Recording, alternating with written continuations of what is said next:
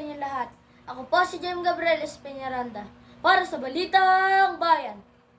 Alamin naman natin ngayon ang magiging kalagayan ng ating panahon. Mula kay JM. JM, pasok!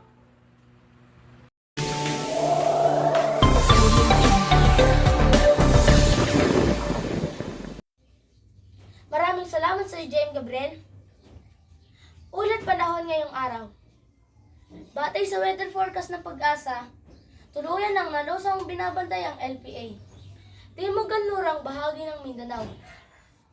Sa kabilang banda, may bagong LPA naman ang namataan sa layong 65 kilometers silangan ng Eastern Samar. Ang makapal na kaulapan na dulot ng nasabing LPA ay magdadala ng pag-ulan sa malaking bahagi ng Bicol Region, Eastern at Central Visayas. Samantala, patuloy pa din na maapekto sa Southern Luzon ang tail end of frontal system. At sa natitirang bahagi ng Luzon ang amihan.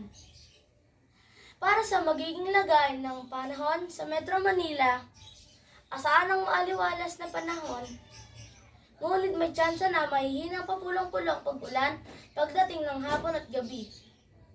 Ang ulat panahon na ito ay batay sa Pag-asa Report ngayong alas 5 ng hapon. Maraming salamat po. Back to you, JM Gabriel. Maraming salamat, JM.